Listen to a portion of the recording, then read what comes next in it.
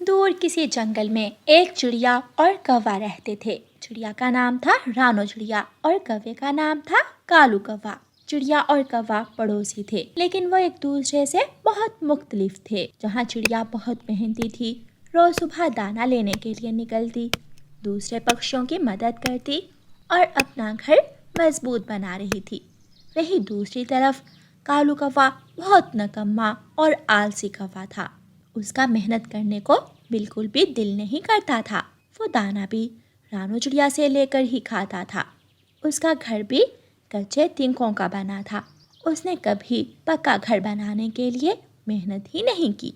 रानो चिड़िया एक दिन अपना घर पक्का कर रही थी। उसे 2 लकड़ियों की ज़रूरत थी। बस 2 लकड़ियाँ और फिर मेरा घर मजबूत हो जाएगा। आगे बारिशें आने वाली हैं, फिर मुझे बारिश में भी कोई चिंता नहीं होगी। मैं अपने अंडे भी बिना किसी फिक्र के दे सकूंगी।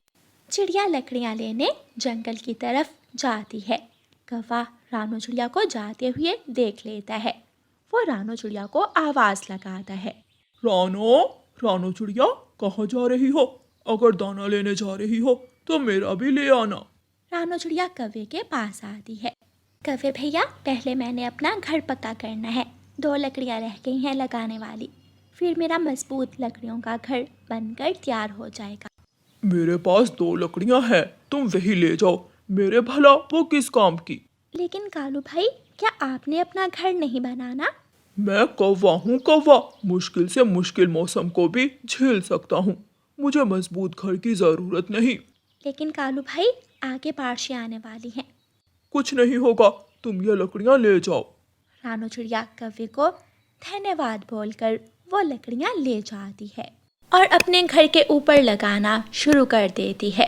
थोड़ी देर बाद कालू कौवे का मामा कालू कौवे से मिलने आता है। भांजे, वो लकड़ियां कहाँ है जो मैं तुम्हें देकर गया था? वो तो मैंने चिड़िया को दे दी। क्यों, तुमने उसे अपना घर नहीं बनाना था?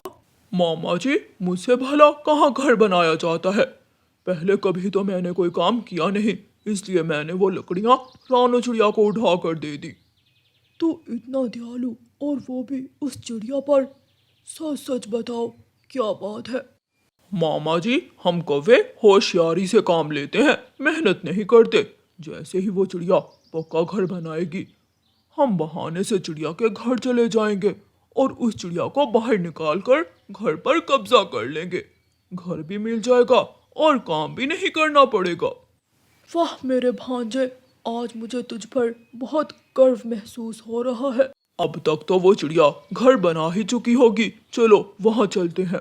वो दोनों मामा भांजा चिड़िया के घर जाते हैं। चिड़िया, मुझे अपने घोंसले में धूप लग रही है। बारिश तो मैं बर्दाश्त कर ही लूंगा, लेकिन ये सख्त धूप मुझे बर्दाश्त नहीं होती।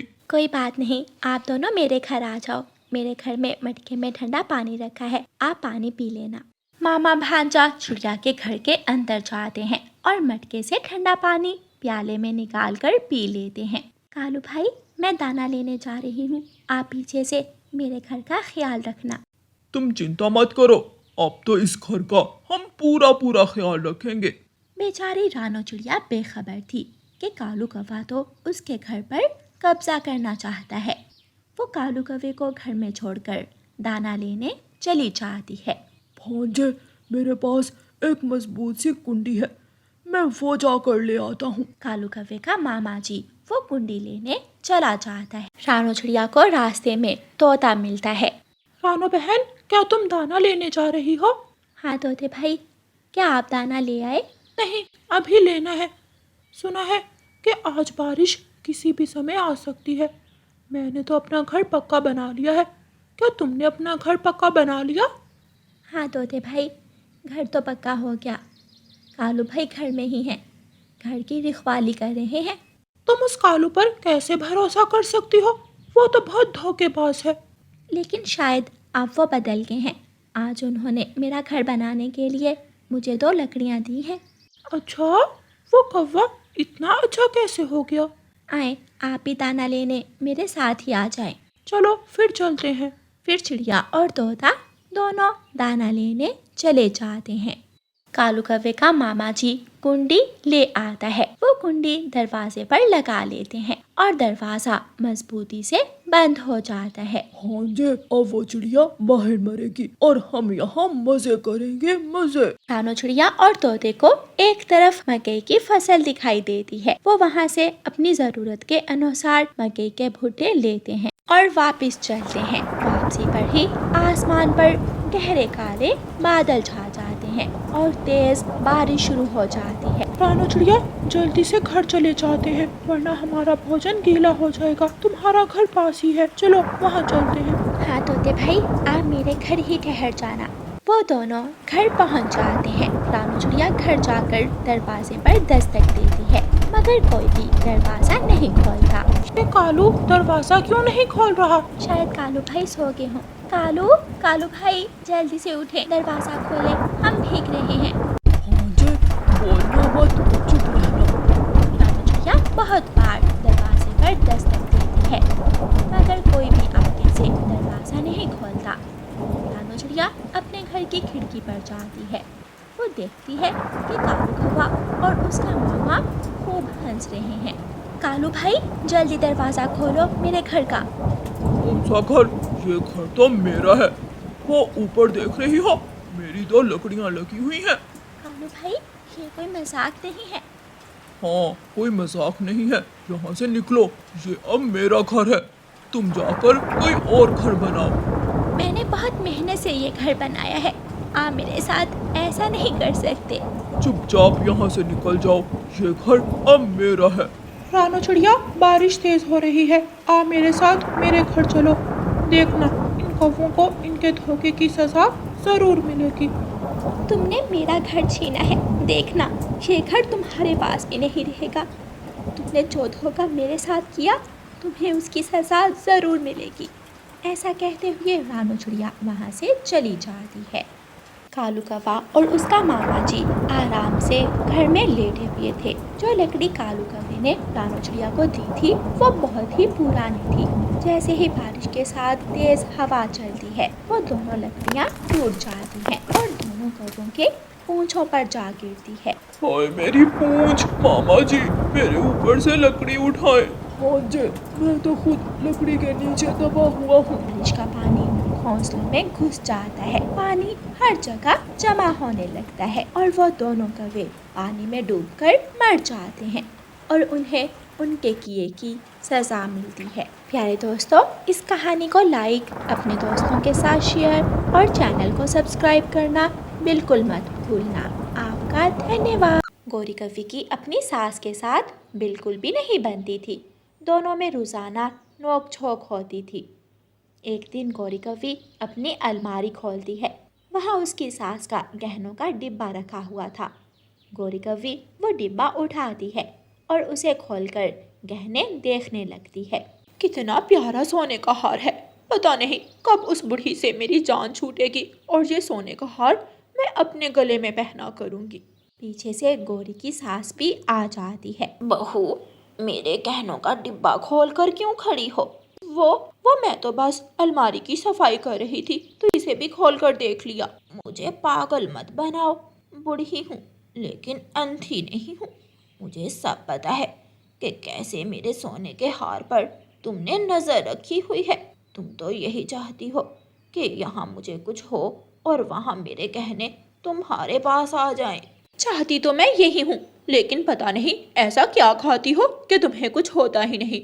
रानो की भी मेरे साथ ही शादी हुई थी। वो कितनी भाग्यशाली है कि साथ ही उसकी सास मर गई। अब कोई उसे कुछ कहने वाला नहीं और एक मैं हूँ यहाँ पर बेचारी, जो मुझ पर 24 घंटे मुसल्लत रहती हैं। आने दो मेरे बेटे को घर, सब बताती हूँ तुम्हारे बारे में। जब कालू कौवा काम से घर आता है तो उसकी माँ गौरी की सारी बातें कालू को बता देती है। बेटा, मैं तो बूढ़ी हूँ, कभी गलती से मेरे मुंह से कुछ निकल जाता है, लेकिन तुम्हारी पत्नी तो बात पकड़ कर ही बैठ जाती है। हर समय मेरे मरने के बारे में सोचती है। माँ, आप भी तो बहुत शौक से गौरी को बहू बना कर लाई थी और अब खुद उससे तंग आ गई हैं। हाँ, तो मुझे क्या पता था कि ये आकर मेरी ही जान की दुश्मन बन जाएगी। अच्छा, मैं समझाता हूँ गौरी को।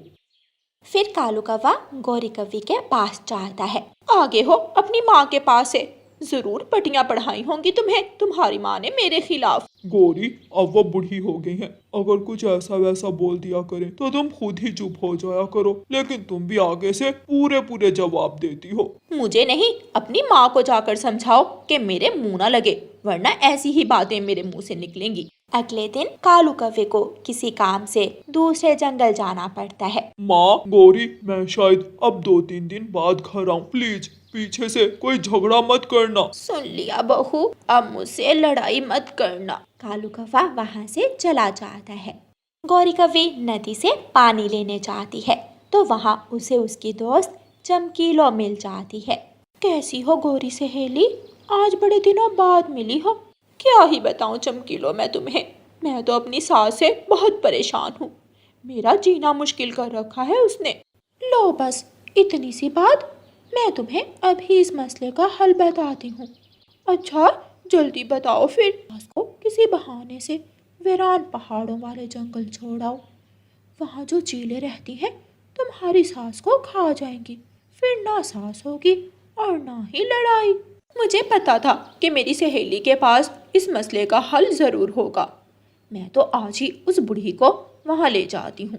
गौरी कौवी पानी लेकर घर जाती है और अपनी सास से कहती है, सासू माँ मैं आपको बताना भूल गई, रानो चिड़िया ने आज शाम हमारी दावत की है। वो मुझे नदी पर मिली थी, कह रही थी कि शाम को जरूर मेरे घर आना। वो हमें बैठे बिठाए भला क्यों दावत देने लगी। सासू माँ, रानो चिड़िया ने अंडे दिए हैं, उसी की खुशी में उसने हमें दावत पर बुलाया है, उसका और तो कोई जाने वाला है नहीं, इसलिए वो हमें ही अपनी खुशी में शामिल करना चाहती है। अच्छा अगर ऐसा है फिर तो हमें ज़रूर जाना चाहिए। फिर शाम को गौरी कौवी अपनी सास को साथ लेकर उड़ती है और उसे पहाड़ों की तरफ ले जाती है। अरे बहू, ये तुम मुझे कहाँ लेकर जा रही हो, इस तरफ तो किसी पक्षी का घर नहीं है। नहीं नहीं सासू माँ, बस थोड़ी ही दूर और। गौरी अपनी सास को पहाड़ों वाले जंगल ले जाती है। सासू माँ, मुझे लगता है मैं रास्ता भूल गई हूँ, मैं किसी से रास्ता पूछ कर आती हूँ, आप तब तक यहीं बैठ जाएं। जल्दी आना बहू, मुझे यहाँ डर लग रहा है। गौरी अपनी सास को वहाँ छोड़कर खुद घर चली जाती है। थोड़ी देर बाद वहाँ से रानो चिड़िया दाना लेकर गुजरती है। सुनो चिड़िया बेटी, मेरी मदद करो। रानो चिड़िया गौरी की सास के पास आती है। जी माँ जी, बताएं मैं आपकी क्या मदद करूं। बेटी, हम इस जंगल में खो गए हैं, मैं और मेरी बहू किसी रानो चिड़िया के घर जा रहे थे, लेकिन रास्ता भूलकर यहाँ आ गए। माँ जी, मैं ही रानो चिड़िया हूँ, आए मेरे साथ, मेरे घर चलें। मेरी बहू पता नहीं कहाँ चली गई, वो तो तुम्हारे घर का रास्ता ढूंढने गई थी। माँ जी, गौरी ने ज़रूर आपके साथ मजाक किया होगा, वरना उसे मेरे घर का रास्ता कैसे भूल सकता है। वो तो हर रोज़ मेरे घर से कोई ना कोई चीज़ लेकर जाती है। वो तो पहले ही मुझे मारना चाहती थी, ये सब उसने मुझे मारने के लिए ही किया है। माँ जी, हमें यहाँ से जल्दी जाना होगा, ये चीलों का इलाका है। फिर रानो चिड़िया गौरी की सास को अपने घर ले जाती है और उसे अच्छा सा भोजन खाने को देती है। रानो बेटी, तुम्हारे हाथ में तो बहुत जायका है। माँ जी, मेरी सास को भी मेरा खाना बहुत पसंद था, उनके जाने के बाद मैं तो बिल्कुल अकेली हो गई थी। एक तुम हो जो अपनी सास का ख्याल रखती थी और एक मेरी बहू है जो मुझे मारना चाहती है। गौरी की सास खाना खाकर अपने घर वापस चली जाती है। गौरी कौवी घर में सोने का हार निकाल कर खड़ी थी।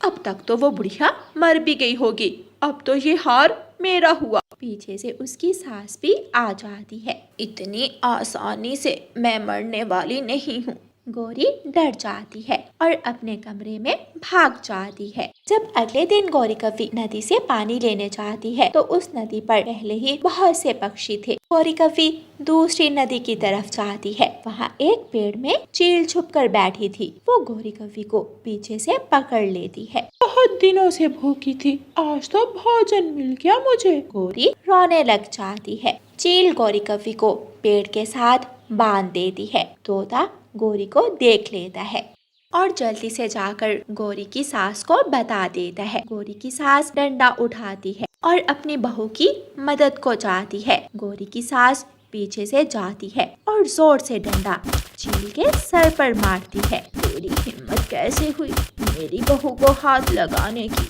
निकल यहाँ से। चील डरकर वहाँ से भाग जाती है। दोनों गौरी और सास घर आ जाती हैं। मुझे माफ कर दे सासू माँ, मैंने आपको मारना चाहा लेकिन आपने फिर भी मेरी जान बचाई। बहू, मैं भी तुमसे अपने गहनों के लिए फजूल में ही लड़ाई करती हूँ। ये गहने तो अब तुम्हारे ही हैं। इनको अलमारी में सजा कर रखने से मैंने क्या ही कर लेना है। फिर गौरी की सास अपनी बहू को सोने का हार दे देती है और दोनों सास बहू प्यार से मिलजुल कर रहने लगती हैं। प्यारे दोस्तों, इस कहानी को लाइक, अपने दोस्तों के साथ शेयर और चैनल को सब्सक्राइब करना बिल्कुल मत भूलना। आपका धन्यवाद। माँ, भूख लगी है, कुछ खाने को दो ना। माँ, अब तो मेरे पेट में भूख से दर्द होने लगा है। कुकू भाई, आप देख रहे हो बाहर तेज बारिश है। ऐसे मौसम में माँ हमें खाना कहाँ से ला कर देगी। ऐसे भूखे बच्चों की बातें सुनकर मम्मा चिड़िया बहुत दुखी थी, क्योंकि कई दिन से लगातार बारिश होने के कारण घर में खाने को कुछ भी नहीं बचा था। बच्चों, अभी आप थोड़ा इंतजार करें। जैसे ही बारिश थोड़ी कम होगी मैं आपके लिए भोजन ले आऊंगी। मम्मा, आप कबूतर अंकल को फोन करें ना कि वो हमें कुछ खाने को दे जाएं। फिर कुछ देर सोचने के बाद मम्मा चिड़िया कबूतर चाचा को फोन करती है। आपका फोन बज रहा है। ये तो रानो चिड़िया की कॉल है। हेलो रानो चिड़िया। कबूतर भैया, मेरे बच्चे भूखे हैं, क्या आपके घर में कुछ खाने को है? अगर है तो थोड़ा सा मुझे। मैं क्या बताऊं चिड़िया बहन, मेरे बेटे को 2 दिन से तेज बुखार है और घर में खाने को कुछ भी नहीं है। मैं और मेरी पत्नी भी भूखे ही हैं। निराश होकर चिड़िया फोन रख देती है। मम्मा, क्या कहा कबूतर चाचा ने? मगर चिड़िया खामोश रहती है। आजकल की बारिशें कई दिन तक चलती हैं। अगर ऐसे घर में बैठे रहे तो हमारे छोटे से बच्चे का क्या होगा? हाँ, मुझे निकलना होगा। मुझे अपने बच्चे की खातिर ऐसी तेज बारिश में ही घर से निकलना होगा। अगर किकी की तबीयत ठीक होती तो मैं भी आपके साथ जाती। नहीं, मैं रानो चिड़िया को साथ ले जाता हूँ। ऐसा कहते हुए कबूतर रानो चिड़िया के घर की तरफ जाता है। कौवा और कव्वी भी अपने घर में भूखे ही बैठे हुए थे। न जाने ये बारिश कब रुकेगी और कब हमें कुछ खाने को मिलेगा। मैंने बरसात से पहले तुम्हें कहा था कि भोजन जमा कर लेते हैं, मगर तुमने मेरी एक न सुनी। चुप कर जा ओए कालू, सबके पति भोजन लाते हैं, एक तुम हो नकम्मे कहेंगे। मेरी तो किस्मत ही खराब थी जो तुम जैसे नखट्टू से मेरी शादी हुई। तो क्या करूं, ऐसी बारिश में मर जाऊं? जाओ और किसी पक्षी के घर से भोजन चुरा कर लाओ, वरना अभी के अभी मैं अपने मैके चली जाऊंगी। गौरी की ये बात सुनकर कालू हमेशा डर जाता था, इसलिए वो भी अपने घर से निकलता है। एक मिठू तोता ही था जिसे भोजन की कोई चिंता नहीं थी, क्योंकि उसकी दोस्ती बड़े पुराने पेड़ से जो थी। वो पेड़ बहुत शक्तिशाली था, वो सब कर सकता था। मेरा दोस्त कितना अच्छा है, मेरा दोस्त कितना सच्चा है, मेरा दोस्त कितना सुंदर है। जब भी मिठू अपने दोस्त पेड़ से ऐसे कहता, वो पुराना पेड़ मिठू को तरह तरह के भोजन दे देता। मिठू, जब तक बरसात है तुम भोजन की कोई चिंता ना करना। जब भी भूख लगे तो मेरे पास चले आना, मैं तुम्हें भोजन दूंगा। मेरे दोस्त भी भूखे होंगे, क्या मैं उन्हें भी आपके पास भेज दूं? हाँ, जो भी पक्षी भूखा होगा मैं उसे भोजन दूंगा। फिर मिट्ठू अपनी फलों वाली टोकरी उठाकर वहाँ से चला जाता है। चिड़िया, चलो मेरे साथ चलो, अगर घरों में बैठे रहे तो भूख से मर जाएंगे। कबूतर की आवाज सुनकर चिड़िया जल्दी से घर से बाहर आती है। हमें जाना होगा, अपने लिए ना सही अपने बच्चों के लिए जाना होगा भोजन की खोज में। हाँ कबूतर भैया, अपने बच्चों के लिए अब हमें कुछ ना कुछ करना ही होगा। चिड़िया और कबूतर वहाँ से उड़ते हैं। रास्ते में एक पेड़ पर कौवा बैठा हुआ था। चिड़िया और कबूतर वहाँ रुकते हैं। कौवे भैया, हम दोनों अपने बच्चों के लिए भोजन की खोज में जा रहे हैं, आप भी हमारे साथ चलें। जाओ जाओ, तुम जाओ, मैं कालू कौवा तुमसे बड़ा हूँ, मुझे तुम्हारे साथ उड़ने में शर्म आती है। कौवे की ये बात सुनकर चिड़िया और कबूतर वहाँ से चले जाते हैं। मैं तो तुम्हारा ढूंढा हुआ भोजन ही चुराऊंगा। कबूतर भैया, वो देखिए सामने तोता मीठे फल लेकर आ रहा है, चलो जाकर उसे पूछते हैं। तोता भी चिड़िया और कबूतर को देखकर रुक जाता है। मिठू, ऐसी तेज बारिश में आपको मीठे मीठे फल कहाँ से मिल गए? पुराना पेड़ मेरा दोस्त है, आप भी फल ले सकते हैं, बस जाकर इतना कहें, मेरा दोस्त कितना अच्छा है, मेरा दोस्त कितना सच्चा है, मेरा दोस्त कितना सुंदर है। चिड़िया और कबूतर खुशी खुशी वहाँ से चले जाते हैं और पुराने पेड़ के पास जाकर चिड़िया कहती है, मेरा दोस्त कितना अच्छा है, मेरा दोस्त कितना सच्चा है, मेरा दोस्त कितना सुंदर है। चिड़िया का बस इतना कहना था कि वो पेड़ उन्हें मीठे मीठे फलों की 2 टोकरियां दे देता है। दुष्ट और चोर कौवा थोड़ी दूर छुपा ये सब देख रहा था। आप भी अच्छे और सच्चे पक्षी हो, फिर मैं क्यों आपको भूखे रखूं? चिड़िया और कबूतर पेड़ को धन्यवाद बोलकर वहाँ से चले जाते हैं। दुष्ट कौवा भी जल्दी से पेड़ के पास आता है, मगर वो भूल जाता है कि चिड़िया और कबूतर ने क्या कहा था और वो कहता है, मेरा दोस्त कितना बुरा है, मेरा दोस्त कितना झूठा है, मेरा दोस्त कितना भद्दा है। ये सुनकर वो पुराना पेड़ गुस्से हो जाता है और वो अपनी डाल से कौवे की खूब पिटाई करता है। छोड़ दो, मुझे छोड़ दो पेड़ जी, मेरा दोष क्या है?